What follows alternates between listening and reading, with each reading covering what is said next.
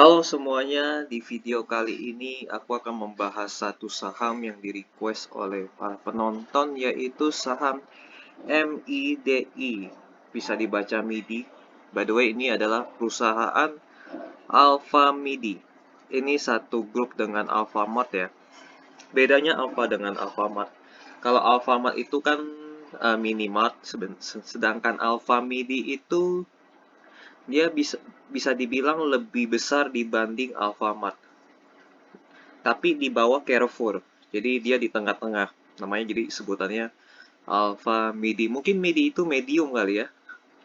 Jadi ini di bawah Carrefour, di atasnya minimarket. Gitu. Jadi mereka ada jual sayur-sayuran juga kalau tidak salah ya. Kalau tidak salah ingat. Nah, ini kita bisa lihat profil perusahaan dan lain-lain di websitenya ya, di alfamidiku.com. Nah, ini kalian bisa lihat katalog programnya mereka, promo dan lain-lain di sini. Dan kalian juga bisa lihat profilnya mereka di sini, di halaman korporasi ya. Nah, di sini kalian bisa lihat visi misi dan segala macam.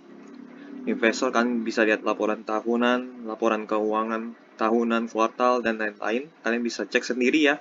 Soalnya kalau cek semuanya ini waktunya tidak cukup, terlalu panjang jadinya bosan juga. Jadi aku akan singkat saja ya. Jadi semuanya kalian bisa ngecek sendiri di alfamidiku.com ya.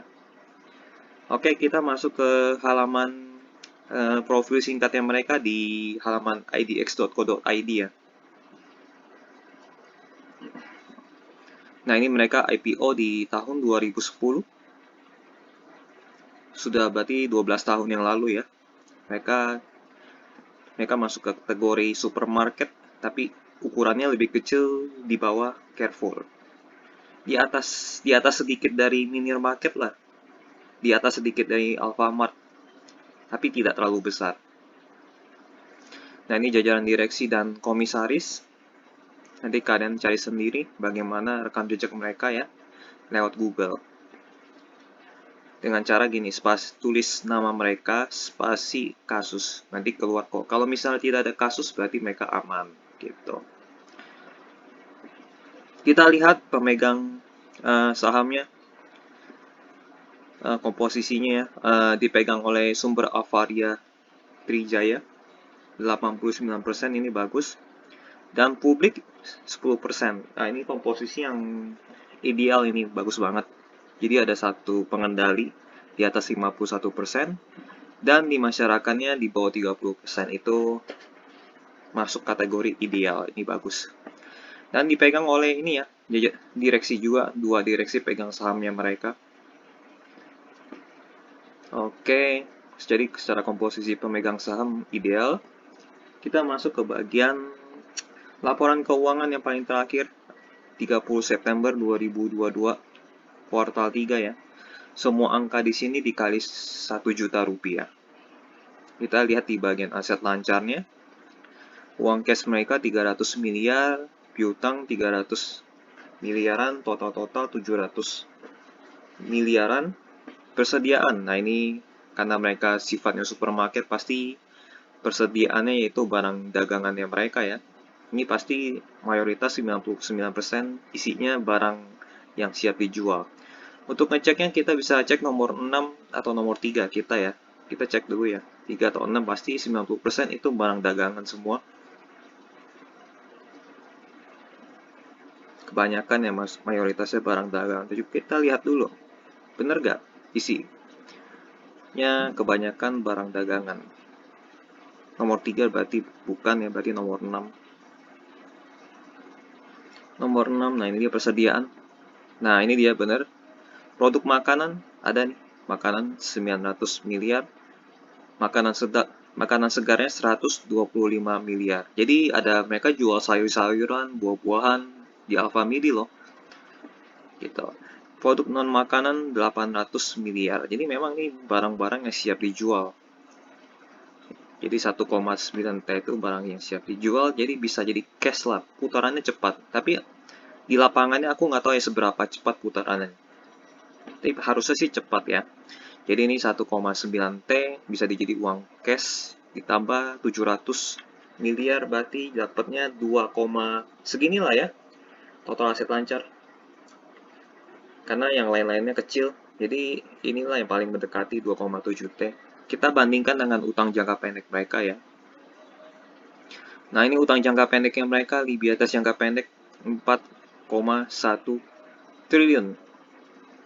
Ternyata lebih besar utang jangka pendek mereka loh dibanding aset lancar yang mereka. Aset lancar yang mereka kalah banyak. Kenapa bisa besar begini? Kita lihat ya. Ini lebih besar, berarti resiko mereka cukup tinggi.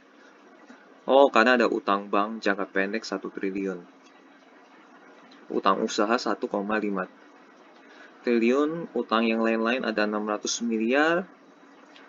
Utang bank jangka panjang yang jatuh tempo sebentar lagi 300 miliar. Jadi sayang banget ini mereka Alfamidi ada resiko ya. Resiko uang ini mereka seret, uang cash mereka seret. Utangnya lebih besar, utang jangka pendek mereka lebih besar 4,1 T. Sementara aset lancar mereka hanya 2,7 T. Kemungkinan mereka tapi sih aku sempat baca berita mereka right issue karena mereka kekurangan dana.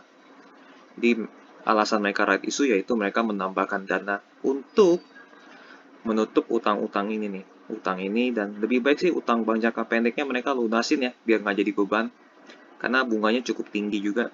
Ini diberesin.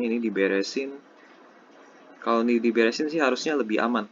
Nah, ini resikonya cukup tinggi ya, karena ada utang yang cukup besar di bagian utang bank jangka pendek.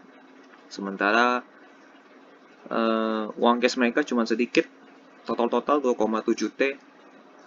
Belum lagi utang-utang yang lainnya ya, utang usaha dan lain-lainnya total 4,1 T. Jadi secara utang jangka pendek mereka lumayan beresiko.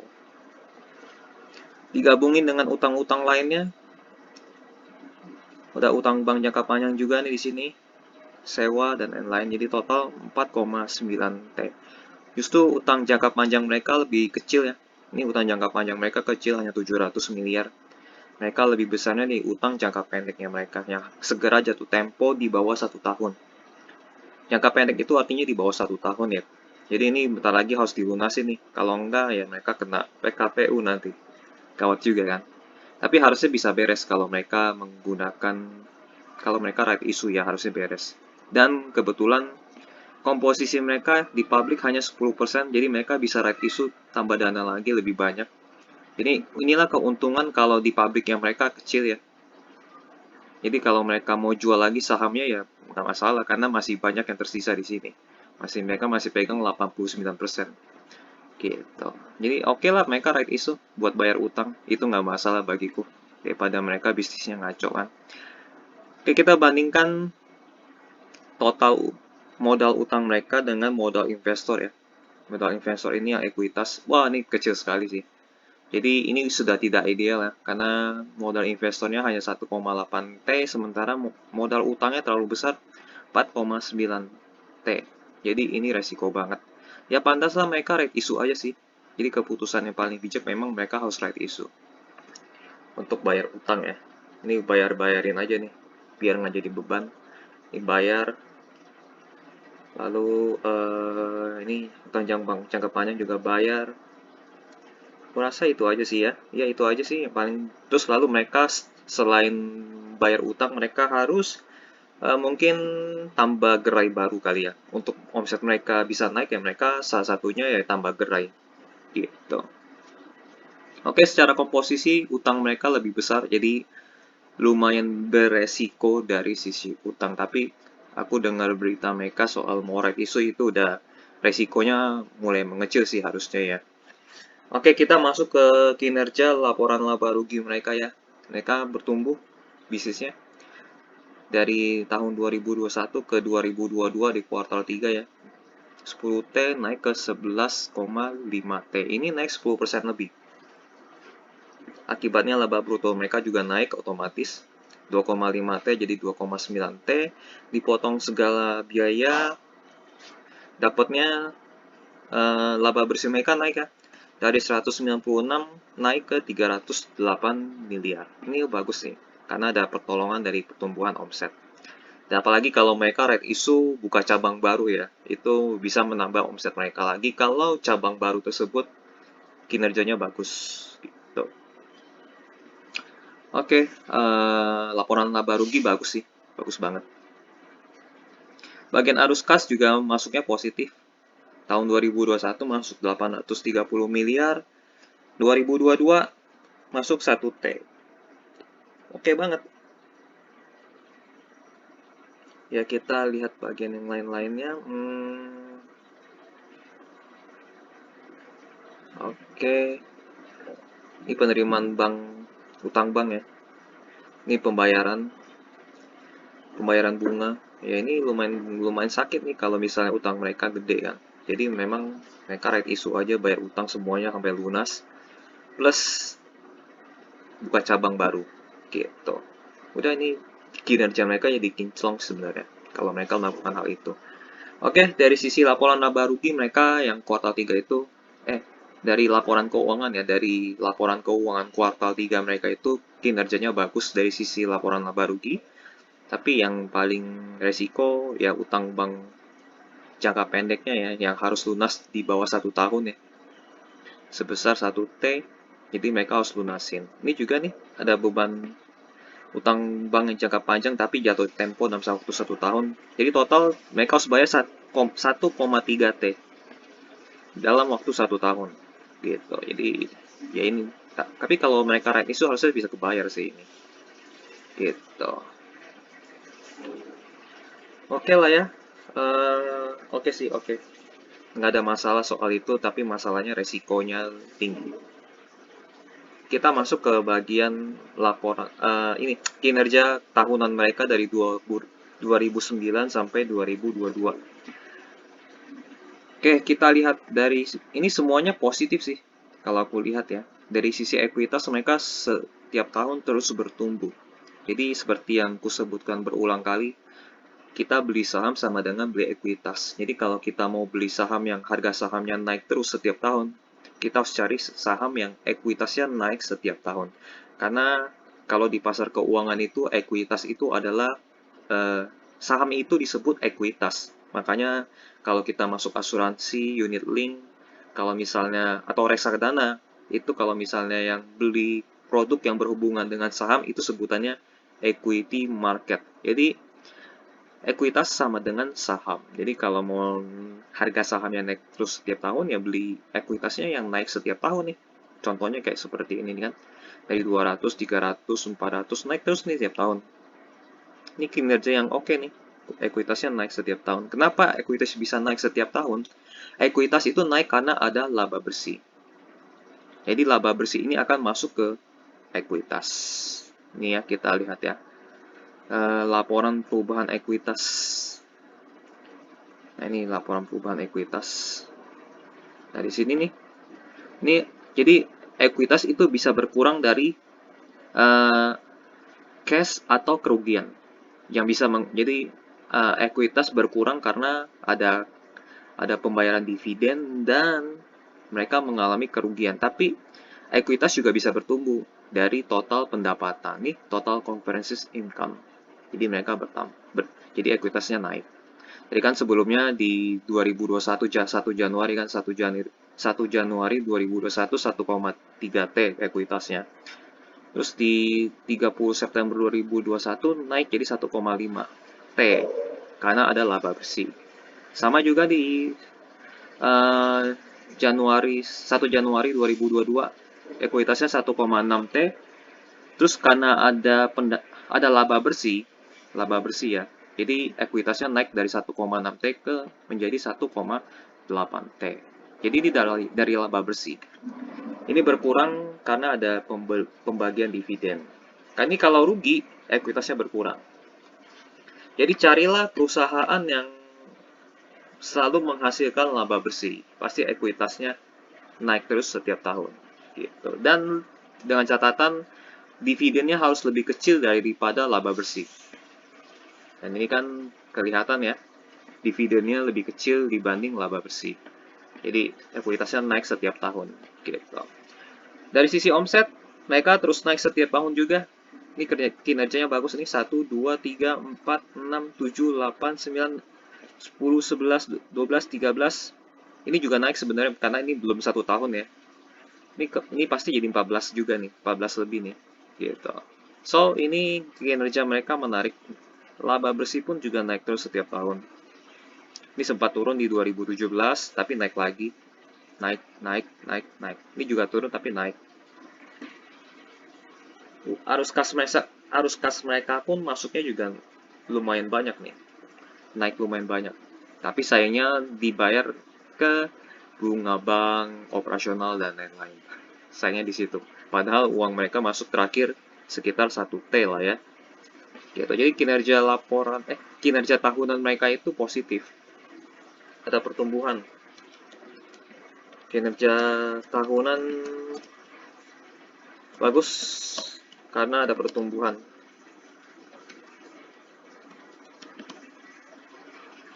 Ya, kita lihat dari sisi ini udah oke ya. Ini mereka selalu bertumbuh setiap tahun, apalagi kalau mereka right issue terus mereka buka cabang baru lagi di wilayah tertentu, pasti akan bertumbuh lagi. Mereka akan mentok ketika semua wilayah sudah diisi oleh Alfamidi, baru mereka mentok. Tapi Alfamidi baru sedikit jumlahnya ya, gerainya masih sedikit. Jadi mereka masih ada ruang pertumbuhan lagi. Oke, kita akan bahas valuasi ya. Di harga terakhir 4160 mereka menghasilkan PE ratio 29 kali. PE ratio itu artinya kalau misalnya itu lama balik modal ya, berdasarkan laba bersih. Jadi kalau misalnya PE ratio mereka 29 kali, artinya kalau kita beli di harga 4.000 butuh 29 tahun agar bisa untung 100%. Jadi butuh 29 tahun nih agar kalau kita beli di harga ini ya, kalau kita beli di harga ini 4.160, kita balik modalnya 29 tahun lah ya istilahnya gitu. Jadi semakin kecil semakin bagus sebenarnya, atau semakin murah. Tapi kalau udah di atas 20, di atas 15 aku pikir udah mahal lah ya. PVBR di price book value ini mereka 6 kali ya. Artinya 6 kali lebih tinggi dibanding ekuitas mereka. Harga ininya. Jadi mahal juga sebenarnya ini. Dividend yield mereka kecil ya, 0,69%. Ini kecil banget karena saking berbanding dengan harga saham dapat dividennya cuma 0,an. Itu benar-benar berarti harga 4.000 itu valuasinya mahal ya. Dari PER mahal, dari PVBR-nya mahal juga, dividen yield pun terlalu kecil. Kalau idealku PER-nya itu harus 10 kali, 15 kali ya wajarnya ya, idealnya 15 kali. VBR wajar 2 kali. Terus dividen yield-nya berapa kalau wajar? 3% kalau menurutku. Jadi karena ini sudah lebih banyak dan ini kecil dividennya, maka 4.160 ini mahal menurutku ya. Oke, itu secara valuasi. Kita masuk ke presentasinya mereka ya, Alfamidi. Mereka presentasi di 25 Mei 2022. Kita lihat mereka pengen presentasi apa aja. Operasional format berai. Nah ini mereka kalau dibilang besar nggak terlalu besar. Tapi di atas Alfamart. Kira-kira seperti inilah. Mereka ada jual sayuran ya, ada fresh food.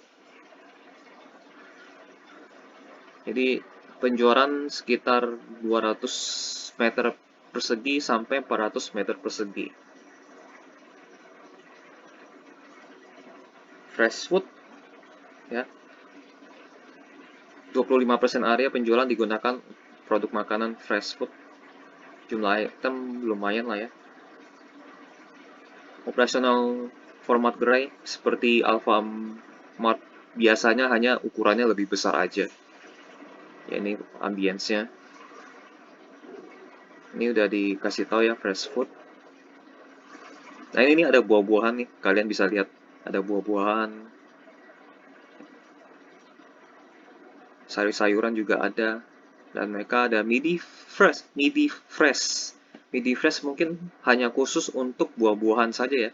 menyediakan aneka buah-buahan termasuk jus buah, potong sayuran, dan makanan segar lainnya. Jadi ini Midi Fresh di bawahnya Alfamidi ya. Operasional format gerai ya, ini hanya khusus untuk produk segar aja. Tidak ada produk yang seperti Alfamart. Oh ternyata Lawson milik mereka juga. Menyediakan makanan dan minuman siap saji. Lawson di bawahnya Alfamidi. Operasional dan format gerai, ya ini semua makanan yang siap disantap saat itu juga. Operasional kantor pusat dan jaringan kantor cabang udah lumayan banyak lah ya.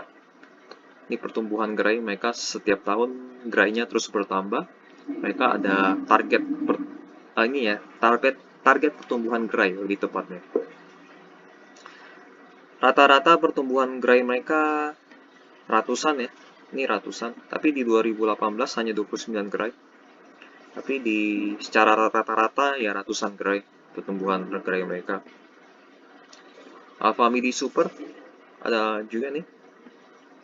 Kebutuhan pelanggan serta lokasi yang mudah dijangkau. 6 gerai Alfamidi Super. Mungkin Alfamidi Super itu ukurannya lebih besar kali ya. Ini ya, dari ini pertumbuhannya lumayan. Pertumbuhan gerai Midi Fresh yang buah-buahan tadi. Ini baru 6 gerai aja.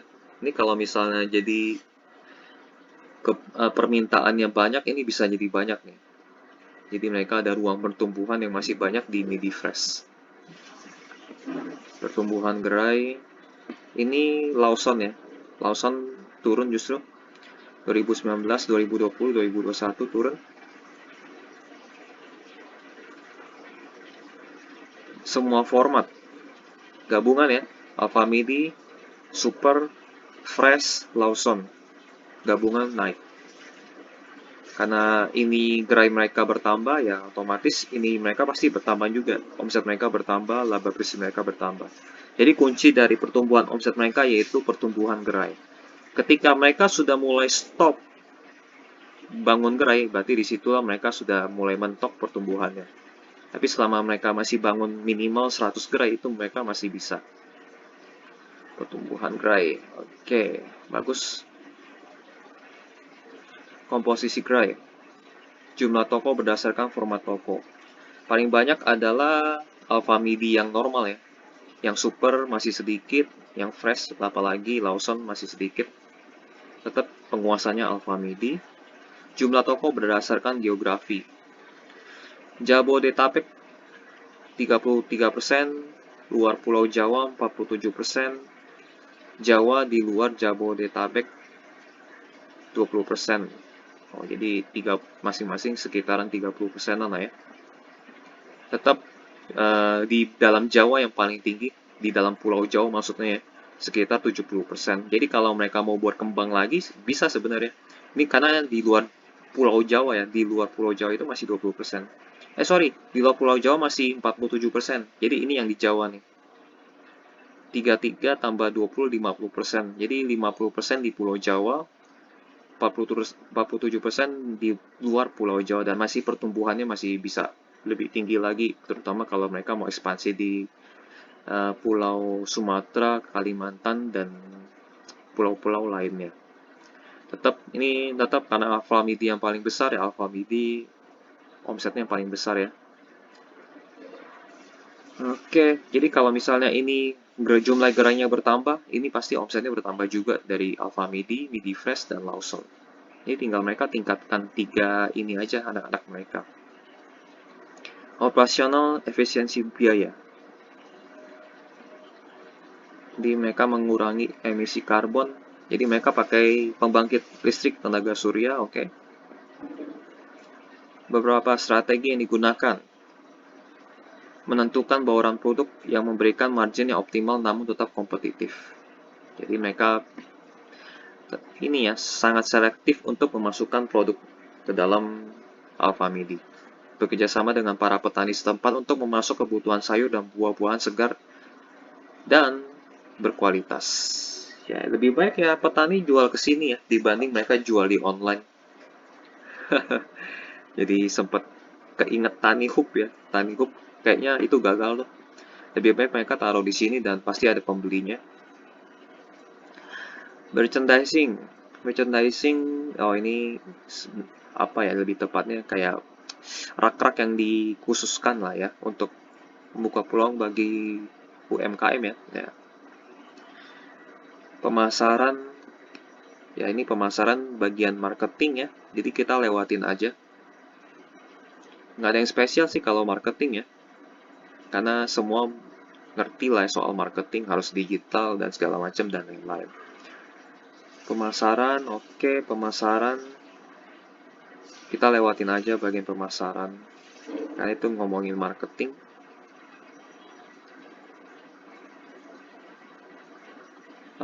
Pelayanan payment point. Oh, mereka kerjasama dengan BSI ya.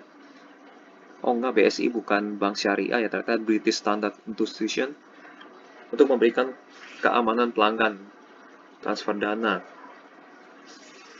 Oke, itu ya, mereka ada pelayanan payment point. Sumber daya manusia otomatis, teknologi informasi memang butuh. Nah ini gudangnya mereka. Penghargaan, nah ini ada penghargaan juga. Penghargaan kita lewatin aja lah ya. Penghargaan lewatin, keuangan lewatin aja, tadi kita udah bahas. Ya, udah bahas tadi.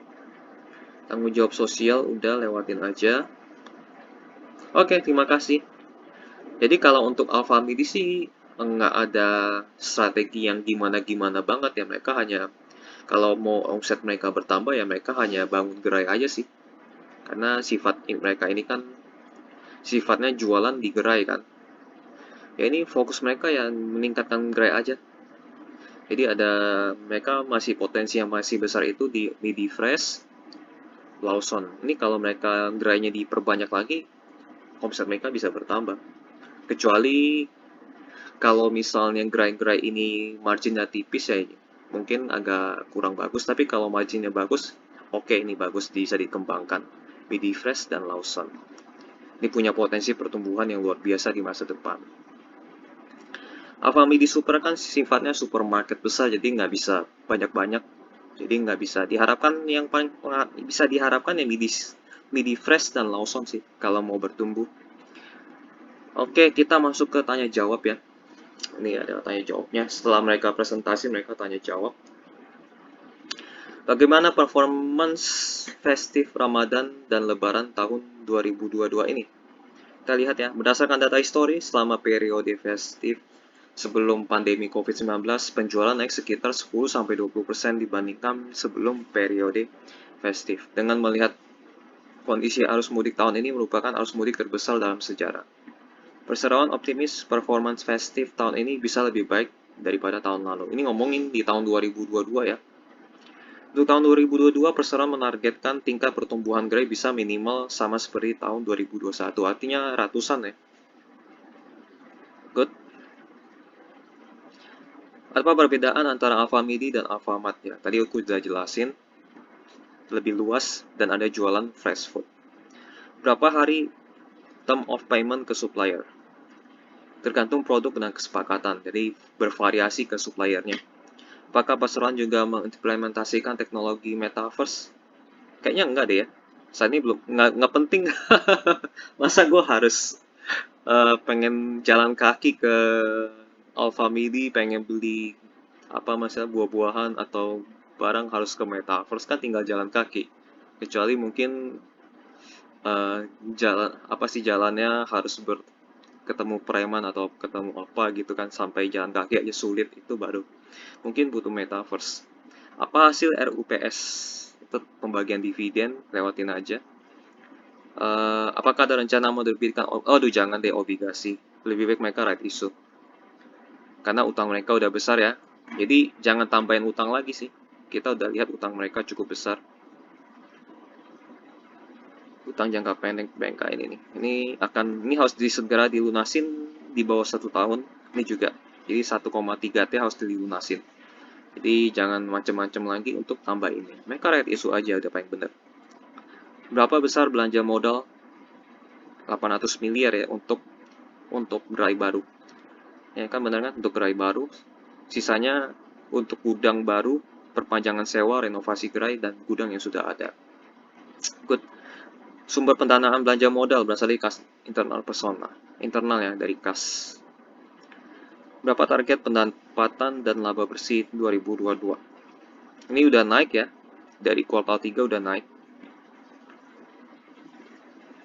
Jadi karena udah naik 10% udah cakep sih. Pokoknya minimal harus naik 10%. Udah cakep ini. Jadi nggak usah di inilah terlalu pusing. Kita lewatin aja. Udah, presentasi mereka itu aja sih. Maksudnya tanya jawabnya. Nggak ada hal yang... Tapi yang paling penting mereka tetap ini sih. Ada bangun gerai sekitar 60% dianggarkan untuk pengembangan gerai baru. Ini yang wajib ada setiap tahun. Agar ininya bisa naik. Ini top 3 ini nih, omset, laba bersih, dan ekuitas harus naik setiap tahun agar kinerja mereka tetap bagus. Untuk harus naik setiap tahun berarti butuh anggaran untuk pengembangan gerai baru. Oke, ini bagus banget. Nah, ini kita ngomongin harga sahamnya ya. Harga sahamnya udah terbangnya cukup tinggi ya. Di sebelumnya di harga 400-an di tahun 2011, sekarang udah di 4 ribuan. Jadi makanya ini terbangnya lumayan tinggi loh, terbangnya lumayan tinggi, makanya harga yang di 4.160 ini udah kemahalan. Menurutku ya udah kemahalan. Karena wajarnya PE ratio ini harus di segini, PVB segini, dividen itu segini. Tapi kalau udah begini sih, udah ketinggian antara dia turun atau sideways. Kita lihat di 1 tahunan ya. 1 tahunan dia masih naik dan kemungkinan bisa drop atau sideways. Antara dua pilihan itu sih. Kalau misalnya harga sudah mahal ya, kalau harga sudah mahal, mereka akan sideways. Sideways itu artinya harganya nggak kemana-mana. Jadi 4.000 selama bertahun-tahun atau turun. Gitu. Tapi ini udah kemahalan sih. Harganya udah naiknya lumayan tinggi. Jadi ya itulah. Jangan masuk dulu. Ini dividen yield mereka sekitar 0-1%. Nah ini berita ya. Berita 2 hari yang lalu. Nah akhirnya Alfamidi right issue juga akhirnya ya 2 hari yang lalu. Lanjut ekspansi buka gerai Lawson ke 100. Jadi kita lihat apa dia akan gunakan untuk apa ya right issue itu ya. Lebih bagus mereka untuk bayar utang yang 1T itu. Feeling gue sih memang pasti karena ini. Tunggu. Karena ini harus dibayar 1T kan. Ini harus dibayar 1,3T nih. Sementara uang cash mereka baru segini. Mereka pasti right issue. Nanti digunakan untuk modal kerja serta pengembangan usaha perseroan dan entitas anak. Oke. Jadi right issue itu kalau di kalangan investor konservatif itu mereka anti banget untuk dipakai bayar utang. Tapi kalau aku pribadi itu nggak apa-apa ya kalau aku pribadi. Jadi asalkan jangan bayar utang aja, tapi setengahnya bayar utang, setengahnya lagi dipakai untuk bikin gerai baru atau apa, pengembangan usaha atau ekspansi lah. Jadi jangan dipakai semua untuk bayar utang. Itu yang lebih bahaya kalau misalnya semuanya dipakai bayar utang. Tapi kalau masih setengah-setengah, setengah bayar utang, setengah lagi bangun gerai baru, itu nggak masalah buat aku pribadi ya. Gitu. Ya ini dia pakai pengembangan usaha perseroan dan entitas anak. Nggak masalah sih kalau mereka mau bayar utang. Kalau menurut aku pribadi. Karena itu menurutku utangnya udah lumayan beban sih. 1T begitu udah beban. Oke lah ya. So, kita masuk kesimpulan ya. Ini kalau mau lihat berita kalian di kontan.co.id. Kalian ketik aja kode saham nanti muncul semua berita mengenai Alfamidi. Gitu. Terus kalau mau lihat public expose dan tanya jawabnya ya kalian ke halaman IDX ke bagian keterbukaan informasi. Nah, nanti ketik kata kuncinya itu public ya. Public, lalu cari kode sahamnya MIDI misalnya kan. MIDI. Waduh, malah error. Halo.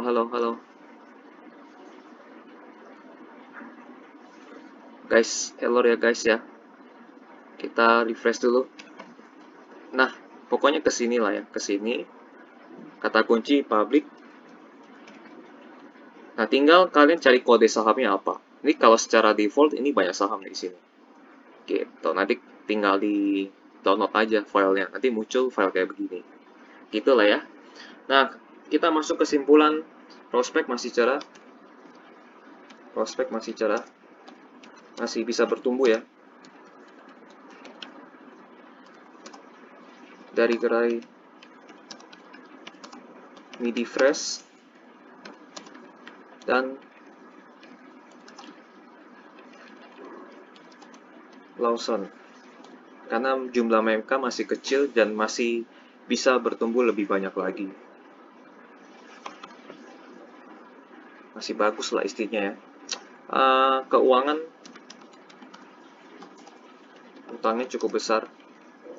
Utang jangka pendek cukup besar. Resiko tinggi. Karena aset lebih kecil daripada utang. Utangnya lebih besar daripada asetnya, jadi ini bahaya. Namun karena ada right issue, resiko menjadi kecil. Oke, jadi ini sebenarnya resiko mereka cukup tinggi ya, karena aset mereka untuk bayar utang kecil banget. Jadi akhirnya mereka melakukan right issue dan resiko yang tinggi mereka itu menjadi kecil karena ada dana tambahan yang masuk nanti. Oke, good. Kinerja pertumbuhan omset, laba, dan ekuitas sangat menarik. Karena mereka bertumbuh terus setiap tahun ya, nggak ada yang minus, nggak ada yang merah sedikit pun. Karena mereka memang menjual kebutuhan sehari-hari ya, ini bagus banget sih dari sisi omset, laba bersih, dan ekuitas mereka overall dari tahun 2009 sampai tahun ini ya mereka terus bertumbuh, ini bagus banget. Oke. Namun sayangnya valuasi mereka mahal. Harganya sudah ketinggian.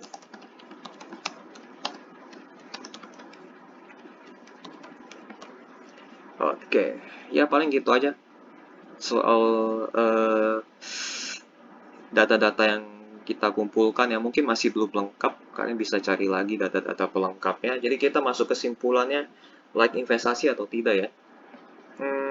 Karena harganya sudah, sebenarnya perusahaan ini bagus ya. Perusahaan ini bagus. Sayangnya harga tidak bersahabat. Jadi harganya tidak bersahabat ya karena valuasi mahal. So, jadi untuk saat ini like investasi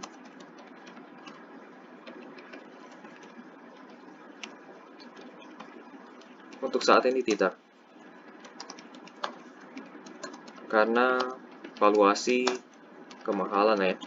Kemahalan.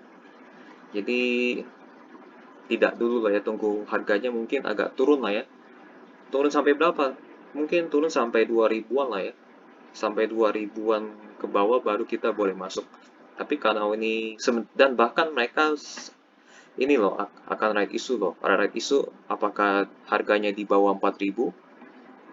Kalau di bawah 4000 berarti nanti harga saham yang sekarang ini yang kalian pegang ini nilainya bisa turun. Jadi ini makin mahal lagi nanti. PE ratio dan PBBR-nya makin mahal lagi.